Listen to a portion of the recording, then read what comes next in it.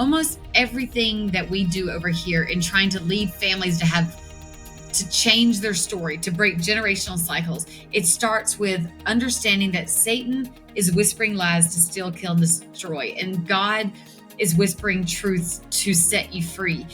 Welcome to the Generous Girl podcast. Every time when we think about who are we going to interview for the show, we're always trying to make sure that we're covering the faith, family, fitness, finance, and friendship pillars, and we're trying to get a diverse group of speakers, diverse in the sense of this person sold their company, this person is a stay-at-home mom, this person is a grandma and living a generous life, this person is a missionary in Africa. And that's who you're going to hear from today. Ashley Thaba, who has an incredible story of God calling her to live in Africa right out of college and is still there today. But there have been a lot of bumps in the road that he has redeemed and used for his glory in ways that she never would have anticipated. And yet God is using her and her husband to literally change the African nation of Botswana. So thanks for being here. I know you're going to be so glad that you heard this interview. So thanks again. Well, today I am joined with Ashley Thaba, who is using the internet all the way over in Botswana and is a missionary who was called to be there from Georgia. And she has quite the story of living a generous life. And her nonprofit, they partner with the National Christian Foundation and recently actually just received some very generous gifts that help go toward this new center that they are building. But it's a long story of how they even got to this point of building this beautiful center for marriages and families. And I can't wait for her to share her story with you. So welcome, Ashley. Thanks for having me all the way from Botswana. Yeah. I know. It's amazing. It's 4 p.m. for you, 7 Pacific time for me. And we just love it when tech cooperates. So I'm so glad. Well, when I first heard your story and I thought about the podcast, because I think, sometimes there are just those stories where it's just so clear God's fingerprints all over the work that you've been doing. And I would love to just start way back when you were single and went to the church service when you were in your teens and came home and told your mom, I'm going to be a missionary to Africa. Well, that's a pretty quick story. I just went on a youth retreat when I was 12, and the pastor said that the Bible says in Matthew that we are commanded to go and make disciples, teaching them to become, the verse. And so he focused on the fact that it says, go ye therefore and make disciples. And he said, why is it that people have to feel called to go? Aren't we commanded to go and preach the gospel in all the nations? And so he challenged us at 12 to say, would you put a little commitment card and say that you're willing to go unless God calls you to stay and support missions, because our job here on earth is to spread the gospel. So my little 12-year-old self, I wrote down my little card, I'm going to Africa unless God calls me to stay in America to raise support for missions. And that was when I first felt called to go to be a missionary in Africa at age 12. And of course, my mom was like, yeah, right. But I just knew that's what God was calling me to. And then you stayed on that course, you went to college, and then talk about how you went overseas with the Southern Baptist Mission. So then when I graduated from Furman University, which is in Greenville, South Carolina, then I applied with the Southern Baptist to do what they call the Journeyman Program with the International Mission Board. And so went there and then went to Francistown, Botswana for 2 years. That was at the height of the HIV crisis. I'm sure you probably heard about the HIV crisis in Africa in the 2000s. It was really bad. And Botswana, I think, was like 33% HIV positive. So about 1 in 3 people had HIV. So one of the big problems was nobody really teaches, even to this day, just abstinence and purity and faithfulness. And so they wanted us to come into schools and help teach this. So that's what I did for 2 years, from 2000 to 2002. In Botswana, which is where I met my husband during that period. And then, I was supposed to be there for 2 years. So we're like, God, this is you. Then you've got to get us together. I'm going back to America in July of 2002. And then the government of Botswana said that he qualified for a scholarship where he then moved to Canada and he left in August 2002, so a month after me, and fully paid for by the Botswana government to study software engineering. So, so then we both left Botswana and moved to North America. And then when I was in North America, I was hired to do a job where the IMB, the International Mission Board, would pay me to go and speak at these big conferences about missions, just kind of putting a face to missions. At the time, I was like 22, so like a young face to missions. Sometimes you'll have these older people, and it doesn't really tug on the heartstrings of the next generation to say, you can go and change the world, So I was speaking at an event. So my husband's in Ottawa, Canada, and I'm in Glorieta, New Mexico. But you're not married yet, right? No. Oh, yeah. My boyfriend. It sounds funny to say that now because we've been married 22, almost 22 years. But I was speaking at this conference about African missions. And when I came off the stage, this man said, as you were speaking, I just felt like the Lord was saying, you're the one to start this church in Ottawa, Canada. And then that was on a Saturday. And on Sunday, my husband visited a church in Ottawa, and the pastor was like, let's be in prayer for this guy. His name is Salt. He's traveling around America looking for someone who can start a church. Ottawa has 120,000 university students, and many of them come from all over the world. So it's a great mission field to lead people to Christ from North Korea and China and Afghanistan and places that'd be very hard for us to take the gospel. But they come for 4 years, and you can help them. But Canada is very unreached. I mean, there's not a lot of churches in Canada, not evangelical churches. So the church that they had is in the suburbs, and they wanted to start a church with university students that was convenient for them in the city center. And that's the capital of Canada. And so when the pastor was sharing this vision, my boyfriend was like, I think my girlfriend would be great at this. And then they talked. And then on Monday, Salt and Rick called and were like, I found the perfect person. And it was me. So they wrote the job description, and we moved. He was already in Canada. I moved to Canada in January of 2003. And the church that we started is called Celebration Church. It is still going today. In fact, after his 4 years of university, we called a senior pastor to give it to him and say, run with it. And he is still there 2006. So like 17 years later, he's still there, and the church is still going strong. It's all about Jesus. We were just the vessel he used to start it. So you were called as a single gal to become a missionary by yourself over in Africa. And then you meet your African boyfriend. Then he's super smart, gets this full ride scholarship in software engineering, moves to Ottawa. You return to North America, but you're speaking in a conference. I think it was like in New Mexico, you had told me. And sure enough, this whole connection of Canada happens. And then you feel the confirmation and eventually get married and then move up to Ottawa, plant that church, but still feel in the back of your heart that you're called to go back to Africa. Yeah. So when we finished Canada, we both felt like the Lord was saying we're supposed to go back to Botswana. But I just felt like when I left university, actually, when I left from high school, I went to university. I used to work at churches, like as an intern at a church. Then I worked as a youth minister. So I really didn't go back home a lot. And then I went straight from college to Africa, then from Africa to traveling around America, then from America to Canada. And now I'm married. And I just felt like if I now go back married to this African man, I felt like I needed to say goodbye. I needed my husband, by that point, to be able to know who my family was and my culture was, just to get me. Sometimes I'd say things Georgia in the South. My friend this, and he'd be like, oh, who's your friend? I'm like, oh, this person in this picture, or like, oh, this is my mother. You met her at the wedding. Remember her?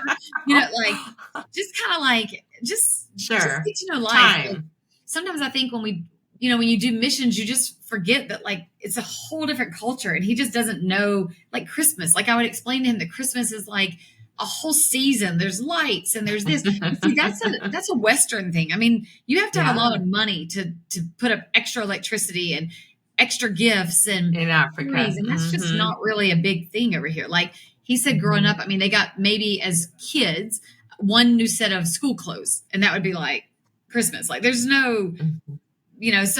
So just trying to explain to him life as I knew it, so that if we moved back and started our own family, there'd be a bit of an understanding of who I am and where I come from.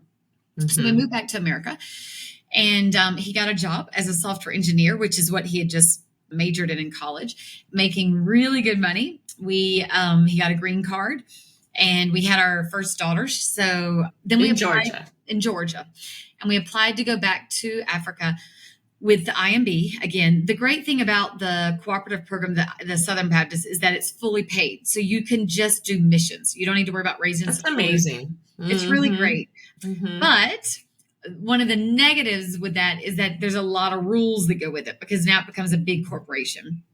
So rule 569B, I'm just joking. I don't know what rule it was, but whatever rules, some rules said that if you're married to a guy from that country, they won't send you back to that country. So when we applied, they said you no longer qualify to be an international missionary because you're just a housewife going home. Like, you're not an international missionary anymore. So that was really hard on me. And I just was kind of like, but God, I thought you told me to go to Africa. Like, I thought it was very clear. And I just remember the Lord clearly giving me the verse in Abraham. I mean, when God told Abraham, leave the land of your father and go to the land I'll show you. And I remember God saying, at least I showed you the land you're going to. Abraham just had to leave, not even knowing where he was going. And so we just both felt such a peace that God was saying, go back. And like, you promised 2 years, your 2 years is up, go back. And so we quit his job. He was making $130,000 and a green card. And we lived in the same town as my parents. I mean, everything was like American dream, you know. But we quit the job. We bought a one-way ticket out of our savings. I had no house, no car, no job, nothing. A 9-month-old baby girl, and a call that the Lord said, go back to Africa. So I think because there was such a clear call, I kind of expected that when we got back there, because remember before I had been with an agency. So I fit into a pre-existing structure, and I was working in the schools. But now I'm just Ashley with a 9-month-old baby girl, and I don't really belong to any bigger than me, you know, and it was really hard. Identity. Well, not so much identity, but just you don't realize how much structures, like when I was a missionary with the Southern Baptist Church, then you're part of this team that's come before you. Somebody goes before you and they've already opened the door to speak in the schools. You don't just show up and knock on the school door and say, I'm here to speak. You're somebody's done some platform. Yeah. So I kind of wanted to do things. And like, you know, when you are with a missionary with a title, then somebody's already arranged for you to speak in church or, you know, go to this, you know, there's some platforms, but I just have a 9-month-old baby and I'm just a wife to my husband. I don't have anything. And so it was quite difficult. And then my husband ended up having to get a job with IBM, not IMB, the computer guys, making like $1,000 a month. We joke about that because we went from like $130,000 to like $12,000. So we never came back for the money. We came back for the call that the Lord said, go back. And then 22 months after, I don't know exactly how long, but my daughter and my son are 22 months apart. I then gave birth to my second child, and he unfortunately was a victim of medical negligence. And I think that what God in Africa, in Botswana, because now I'm just African housewives. I gave birth just like everybody else, you know, and dealt with some of the same issues that anybody would have dealt with here. So in order to fast forward and get to more where we are now, let me just say that God used that. They used forceps and they crushed his skull. You can actually find that book on it's called Conquering the Giants on Amazon with my name, Ashley Thaba.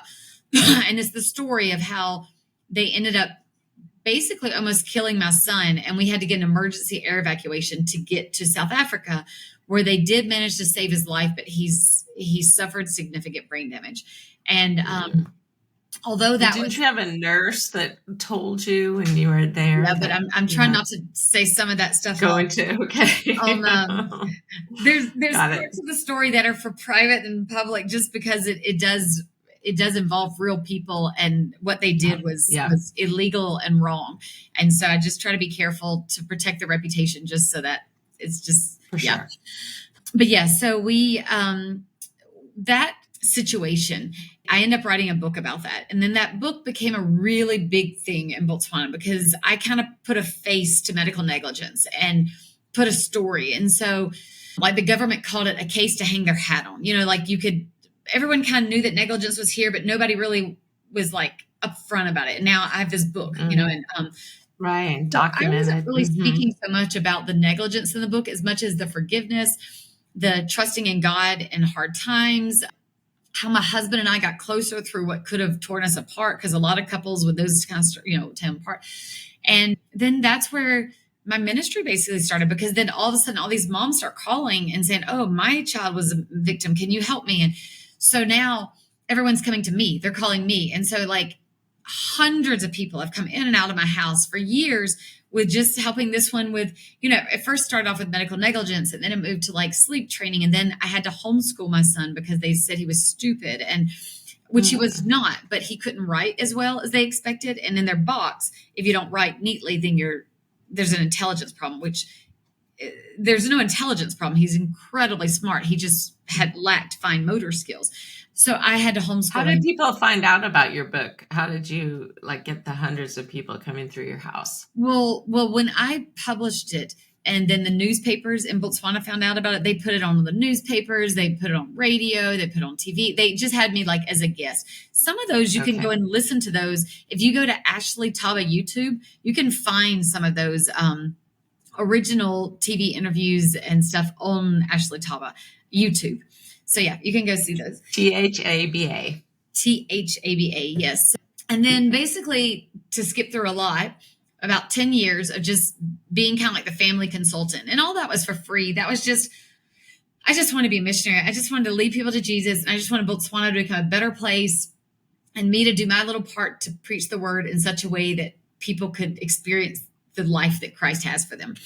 And so it was a joy to do it. And then when, after about 10 years, I felt like the Lord was calling me to write my second book, which is called Dive In. It's a Bible study book. It's also on Amazon.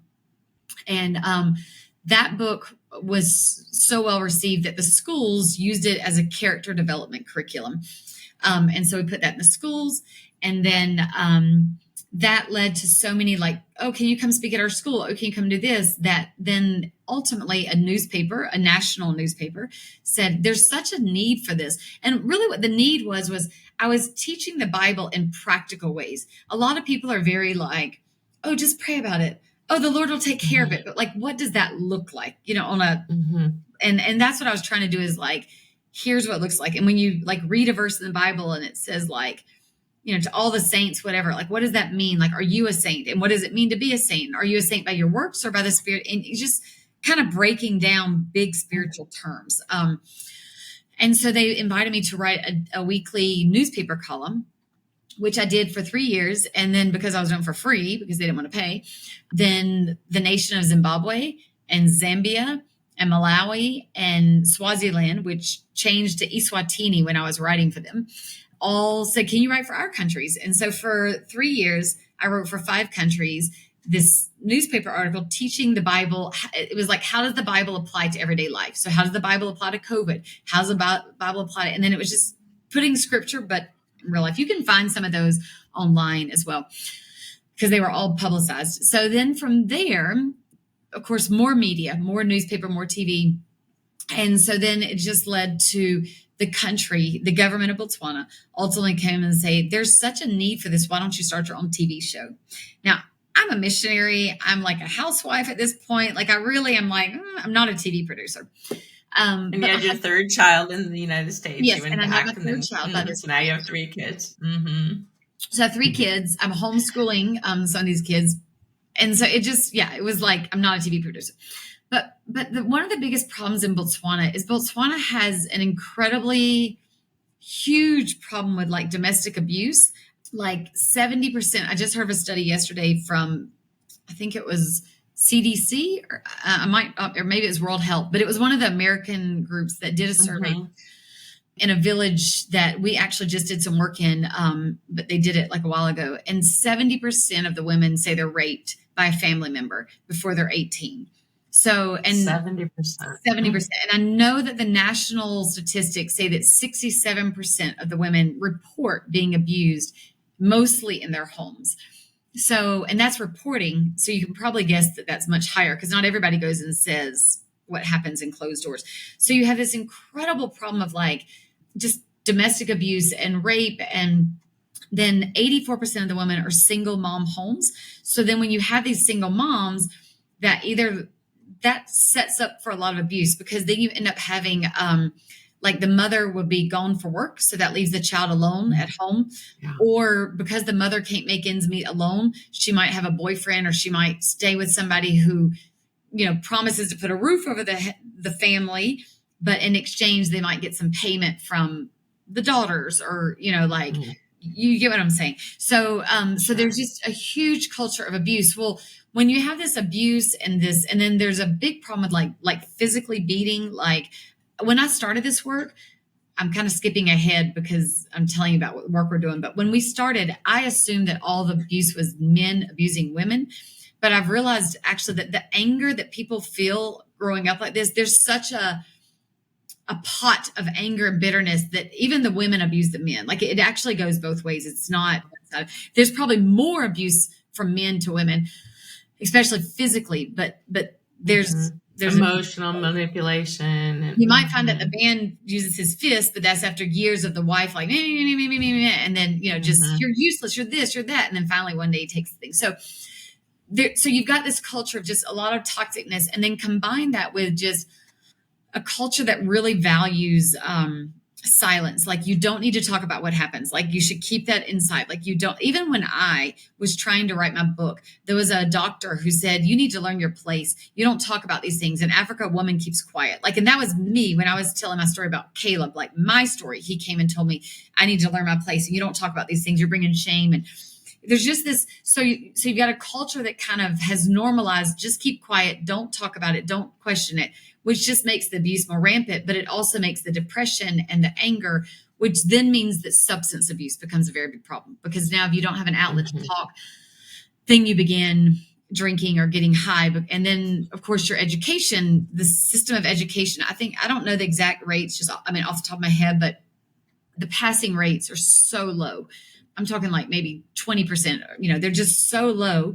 Because when you have children that are growing up in this cycle of just abuse and neglect and just all this, they're not worried about math and English, nor do you have a mother who's like, do your homework and whatever, because she's just trying to put food on the table and survive. And so then you've got a cycle, because then you've got all these people that are now graduating or maybe dropping out and coming part of that cycle again, and they're not getting out of it. So that's kind of paints the picture of where Botswana is. Just in terms of social ills.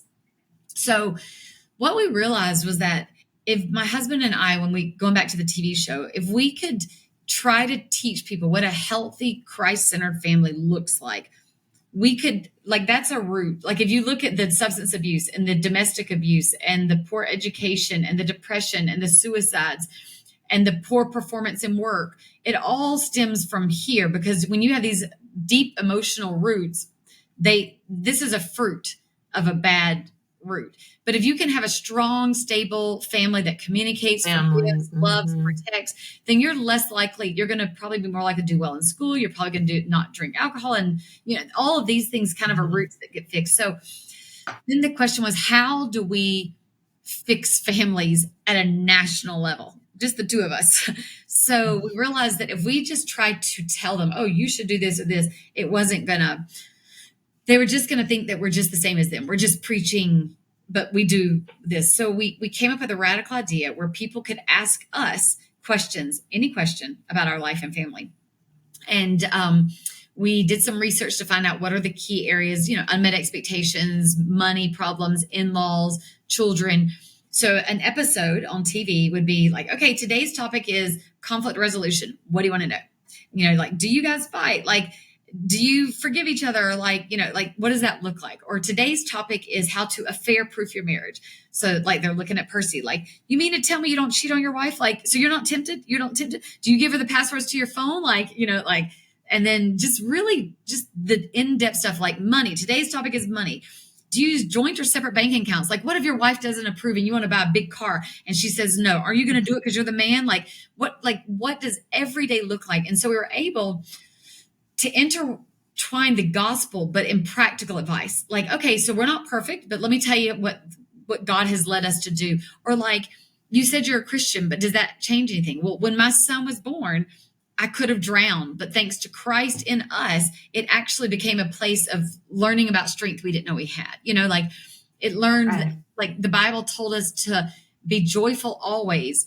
This is the will of God for you, and so we had to choose to feel joy choose to be joyful when we didn't feel joyful, and realize that there's truth in God's word. So yeah, it did. It changes the whole way we do life. And so you're able to give your real life examples. And then like Percy's father was an alcoholic. So when we're doing substance abuse, which is a big problem, Percy's dad was an alcoholic. So his father is able, by the grace of God, he became a Christian after 42 years of alcoholism at age 60.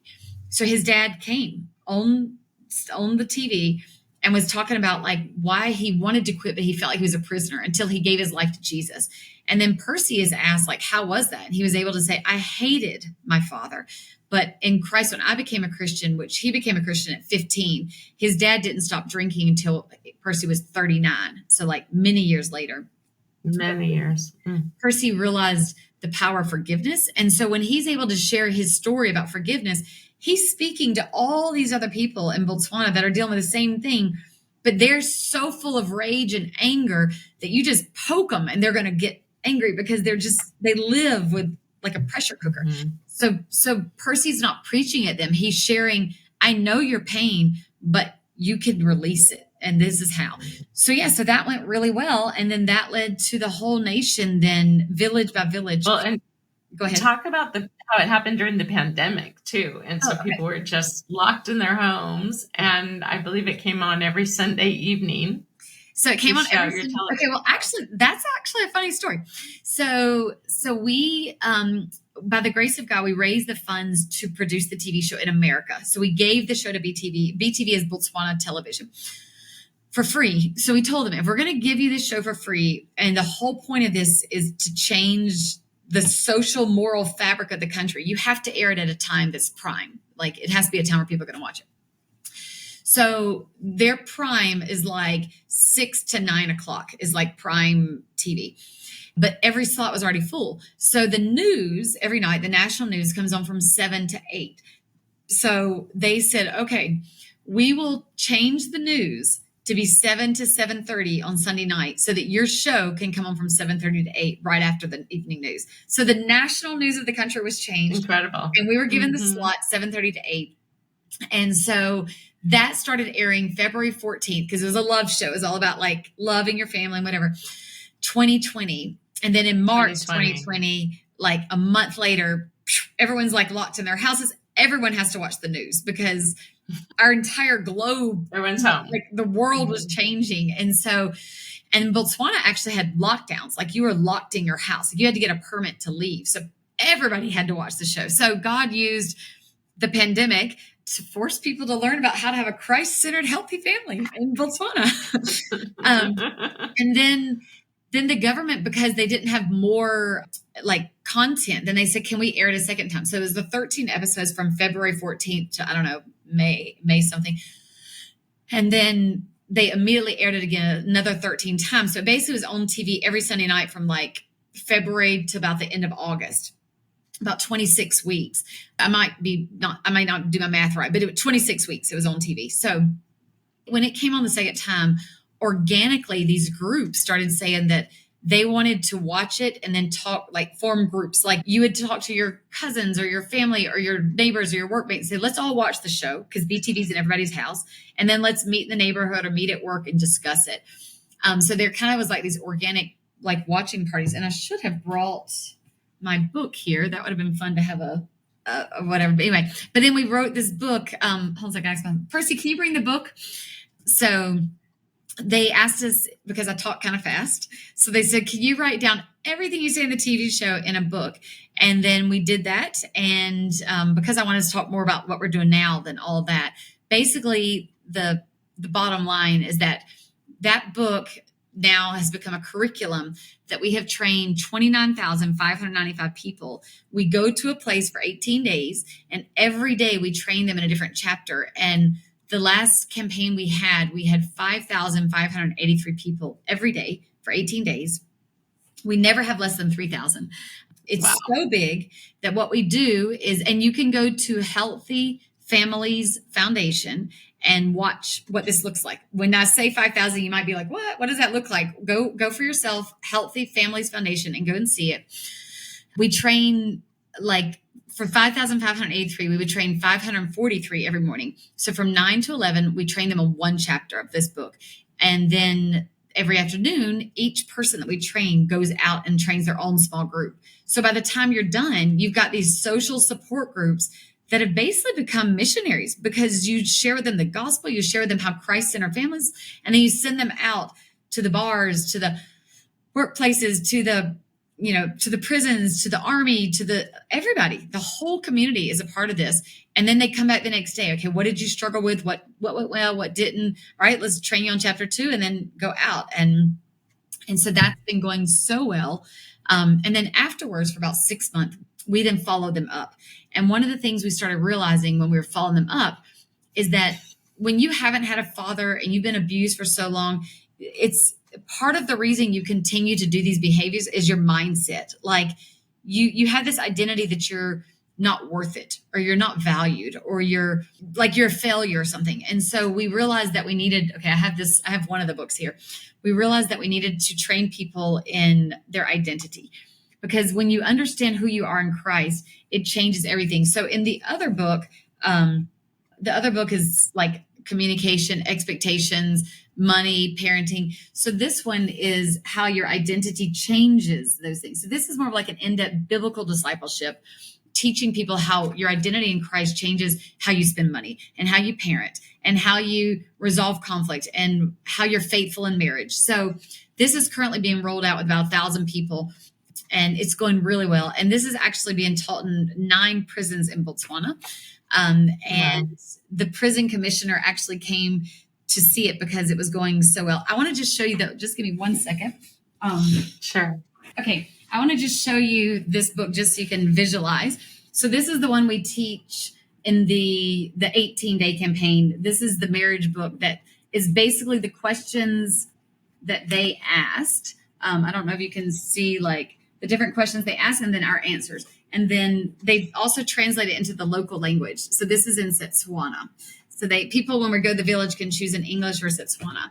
And then the identity, this is 11 little booklets. Like my identity changes my expectations. There's another booklet, my identity changes how I spend money. So that is what we do is we teach people different curriculums, how to have a Christ-centered family. We do that with training the trainers in order to stop social ills. And then we monitor and evaluate all that to make sure that it actually does stop social ills, and then create more products that help them. Like this was in response to them saying, but we're still struggling with our identity. We still feel like we're not worthy of this love from God. And so kind of showing them what Christ looks like. And so the next big thing in the ministry is that we're in the process of, my husband and I felt like the Lord said to give 2.5 acres of our land, which we had bought for retirement or whatever, but we're going to give that. And we feel like the Lord has said to build a center, which we're going to call the Restoration Center, where we can help teach people about marriage and youth and identity and substance abuse victims and domestic abuse victims, and train pastors to go back and train others, and just use it as American mission teams can come and serve with us, and just use it as a place where we can train people in their identity in Christ. I've been talking for a while. Let me stop. Well, it's amazing to hear, going all the way back with the thread of when that happened to your second child in the hospital. And like you said, you could have just drowned in your sorrows and all of the hard things. And yet you and Percy allowed God to change that around and to give you joy in the midst of sorrow. And the last time you and I talked, I saw your son walk through the camera. He's a strong, healthy teenager now. And just what God has done with your beautiful marriage, and really not only affecting your country of Botswana, but all these other African nations that are around you.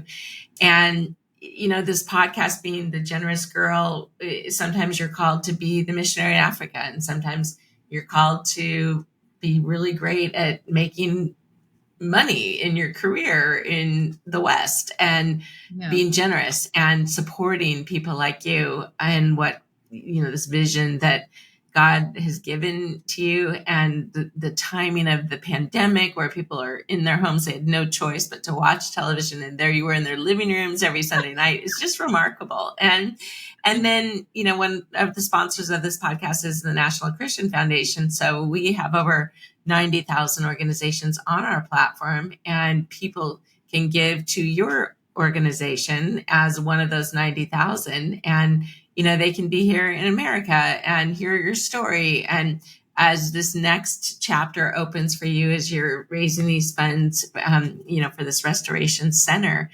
it's wonderful how we can all play a part in God's vision. And your part looks very different than, the gal over here that lives in Dallas and is called to be in Dallas. And yet it does take a village. It takes the body of Christ to make all of this possible. So I know there have been generous people in Georgia that have funded this. And I just want to commend you for your faithfulness and just taking the next step. Like, you would have had no idea 20 years ago what this would have looked like, but you're just going forward. And, with the recent contributions through NCF that you received, that helped you get closer to your goal. I know you still have more that you're trying to raise, but it's really so fun on this podcast to get to spotlight these stories. And, it's kind of like a diamond with the different facets that sparkle and shine. And the way your story sparkles is really different than the gal that I talked to yesterday, who was from South Korea and,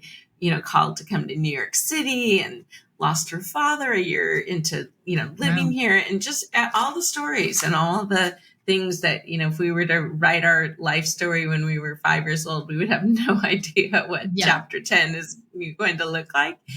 But yet, even talking about the Botswanas and the anger and the rage, and, anger being such a secondary emotion of something underneath that hurt or whatever that second, whatever that core emotion is, but giving them biblical, healthy ways with learning and training and teaching and modeling. How do I handle that frustration? What does the Bible say about a healthy marriage and being a healthy parent? And there's just such a need all around the world, obviously still in many places in the West as well, not just Africa. So I just thank you for your generosity of your life. And one question I had when you were talking was, it sounds like you are homeschooling now. Like, how do you? So right now we're just doing an online curriculum. So I'm homeschooling, but I'm not actually homeschooling because now there's, thankfully, technology. The same way I'm talking to you from Botswana is they can do. So they are schooling at home, but through a curriculum they can do online. And what do you see the college university years looking like for your family? Well, my oldest daughter is in university at Truett McConnell University, and she's loving it. It's going really, really well. She's only 2 months in. She started in August, but that's been going great. It's kind of hard for us because sometimes we'll still take out like 5 plates, and then we remember, oh, we're only 4 now.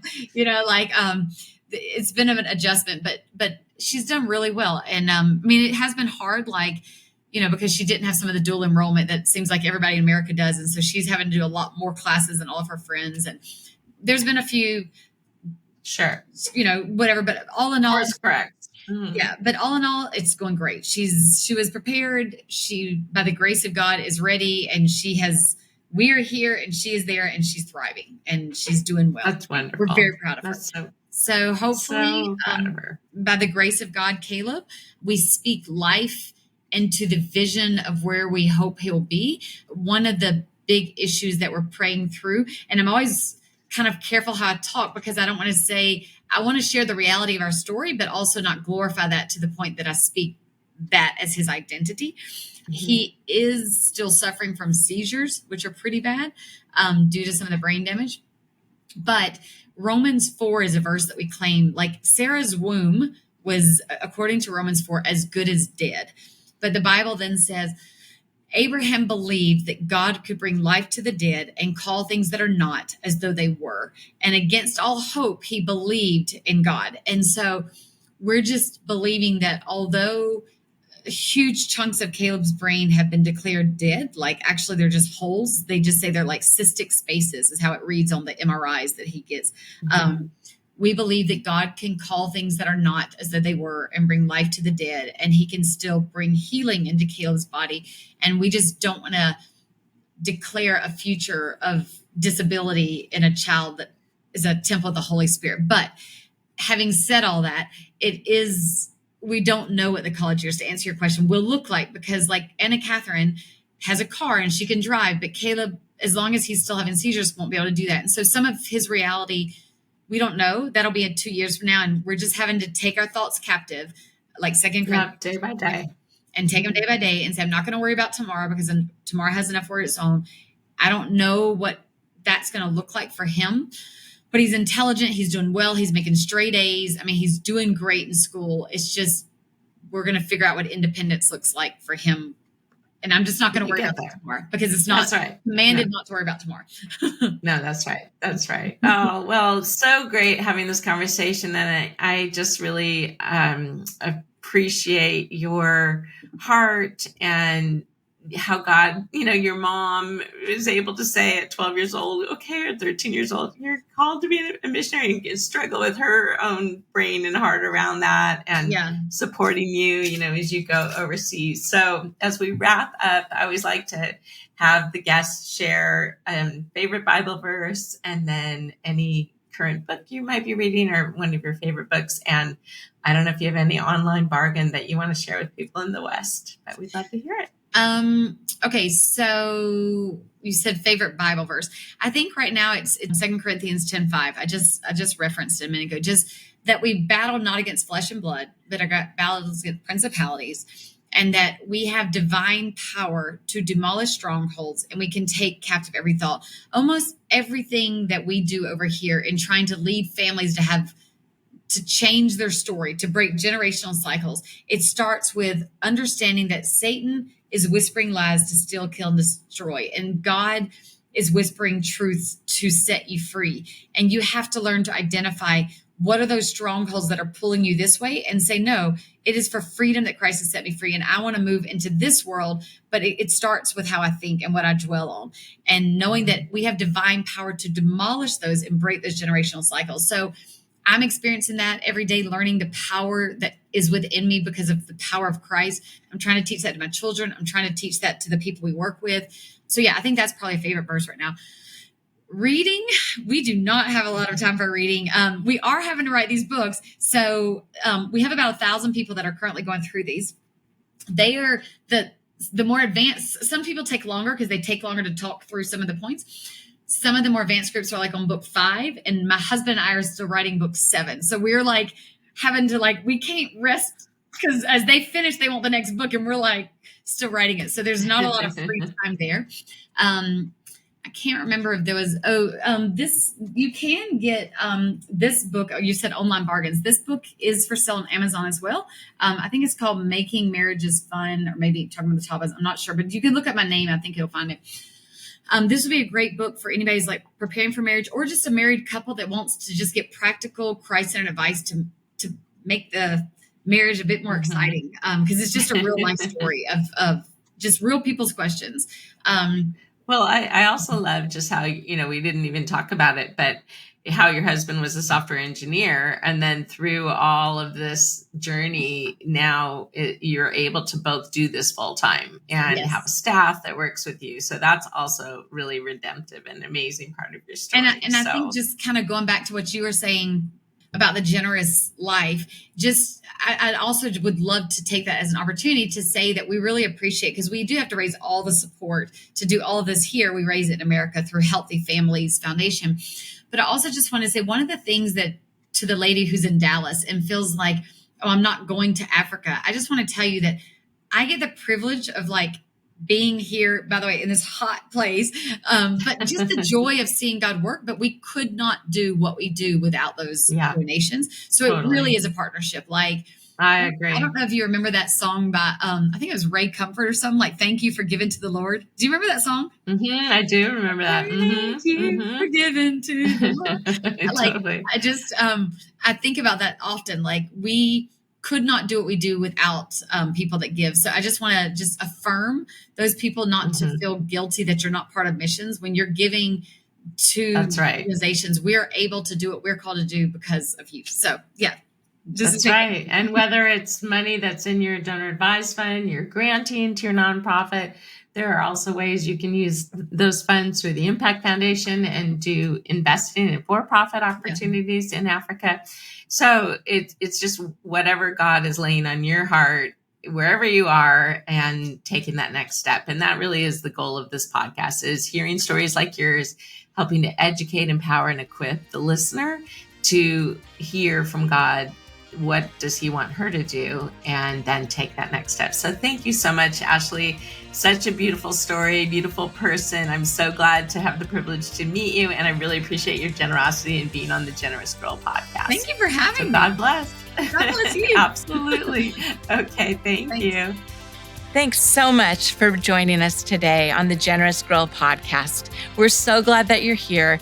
And if you know of someone that you think needs to be a guest on this podcast, please reach out to us.